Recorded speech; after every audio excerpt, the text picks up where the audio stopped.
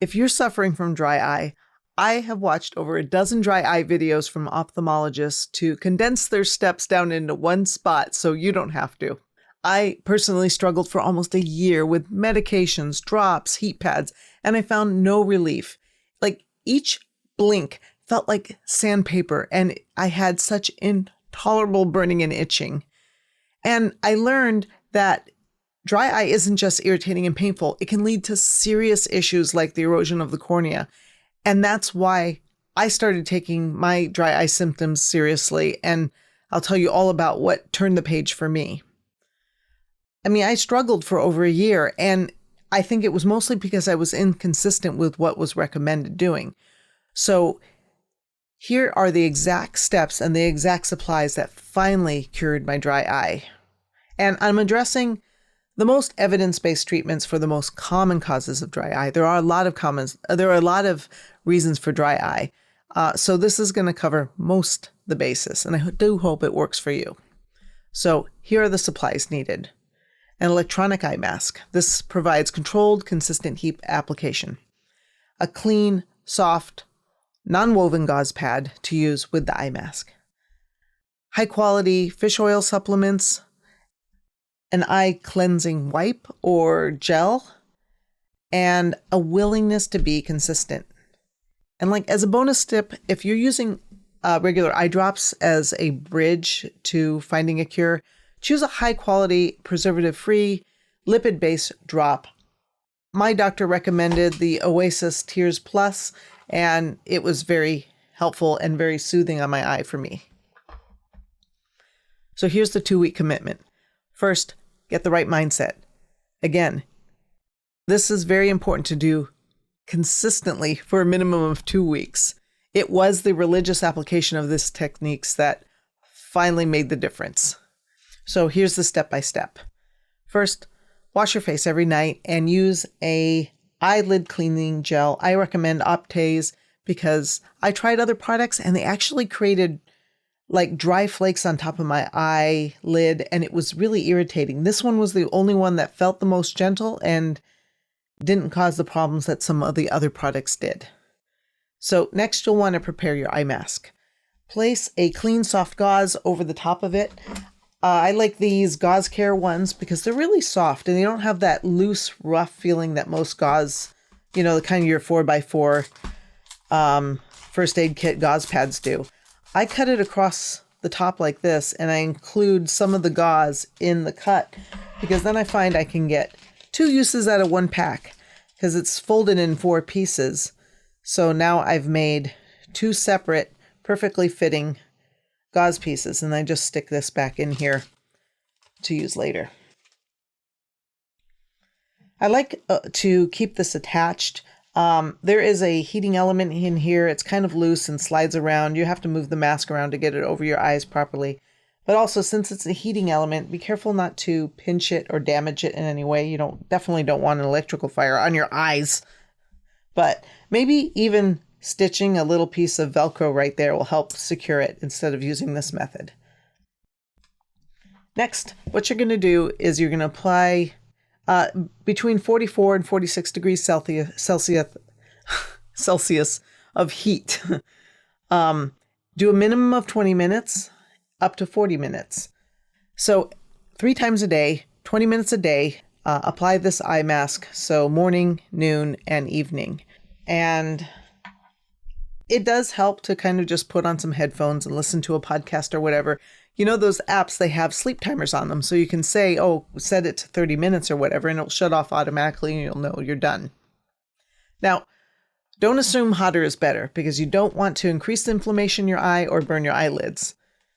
And I did try the microwave-based ones, but it was just so irritating that they'd get too hot at first and they'd cool down quickly, and I couldn't, and even the weight of them kind of deformed my eye, which is not good either. So personally, I highly recommend the electronic ones. I use it with a battery pack, so I don't have to be tethered to a wall, and I can be a little more portable with this. So the next step is the eyelid massage, but before I get to that, I want to touch on kind of like the basis of why we're doing this, so you understand the foundations of what we're trying to do here. The oils in your eye can thicken and clog the ducts that lubricate your eye to prevent tear evaporation. It's kind of like extra virgin olive oil in the fridge. The heating pad warms those oils so they can start flowing. So this next step is going to help pushing out the thickened clogs. And like heat, don't get too aggressive with this because you can cause damage. The key word is gentle here. Real quick, I forgot to add here that you can occasionally, while heating your eyes, squeeze your eyes shut really tight and then blink a few times, and then squeeze your eyes shut really tight and blink a few times. That'll kind of prime them to release some of the oils before you get to the massage part. Okay, back to the video. So step 4, perform the eyelid massage. Here is my demonstration eyeball. And so here's a demonstration face, and you've got the eye mask over there, right? After the 20 to 40 minutes of applying the heat, you'll want to place your finger between the mask and the gauze so that you have a nice clean surface instead of touching your eyelid directly with your hands. Obviously, wash your hands, keep them clean, but this helps even more. And it also helps your finger glide over your eye. So pretend this is still on there, and then you're doing this massage here on top of the gauze. Let's remove that for a second and show how you do the massage. You can find eyelid massages on YouTube to see exactly how it's done. Here is how I understand it. You'll want to start closest to the nose and in the crease of your eyelid, and start your finger like this and roll it down to the eyelashes. Pause for 2 seconds. And what you're doing is like a tube of toothpaste. You're squeezing out the thickened oils from here down out the ducts that lubricate your eyeball. And so when you've done the first pass, move a little bit over and do the second pass, and keep doing passes just like this. Roll, pause, all the way to the end. And then start on the bottom part of the eyelid. Start from here, the nose in, roll up, pause at the eyelashes, and do that. And if you're doing it underneath, with the gauze and underneath the heat, it will keep those oils nice and soft while you're doing this massage. Switch to the other eye, and you're done. Remember to be gentle and do this 3 times a day after each of the heat treatments. Lastly, add fish oil to your diet. It's an evidence-based treatment that has helped many, and hopefully it'll help you. So an additional note on medicated eye drops. I was using Xiidra. You might want to consult your doctor and check the drops pamphlet for any contraindications and follow any of the prescribed guidelines.